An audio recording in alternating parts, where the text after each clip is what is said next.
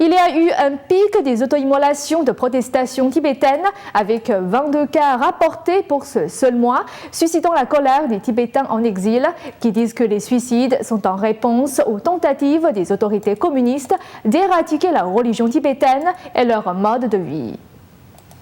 Les Tibétains exilés à Dharamsala en Inde ont réagi par la colère jeudi aux nouvelles que, à nouveau, 3 Tibétains s'étaient immolés pour protester contre l'autorité chinoise dans leur patrie. Depuis mars 2011, 85 Tibétains se sont immolés par le feu. La situation au Tibet continue à être extrêmement sombre compte tenu d'un nombre croissant d'auto-immolations au Tibet.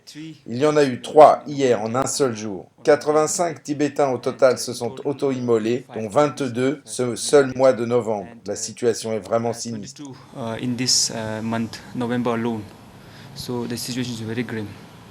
Selon certaines sources, les Tibétains ont levé des slogans appelant à la liberté et aux droits de l'homme dans leur patrie et au retour du Dalai Lama au Tibet.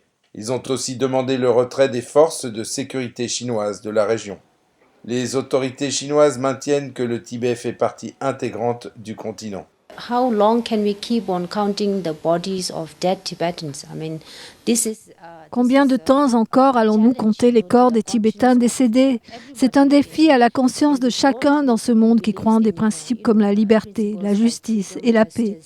Ces Tibétains s'immolent par le feu parce qu'ils réclament la liberté, une liberté fondamentale et des droits fondamentaux.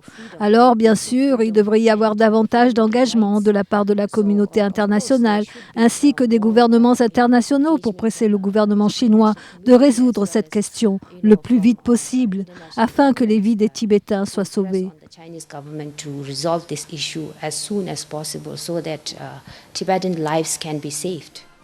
Le Parti communiste chinois a qualifié les auto-immolateurs de terroristes, de criminels et a reproché au Dalai Lama d'avoir incité aux immolations. Le Dalai Lama nie tout soutien à la violence et dit qu'il demande simplement une plus grande autonomie pour sa patrie. La Chine gouverne le Tibet depuis 1950 lorsque les troupes communistes y sont entrées et ont annoncé leur soi-disant libération pacifique. Le Dalai Lama, qui s'est enfui en Inde en 1959, suite à un soulèvement raté, a accusé la Chine de génocide culturel.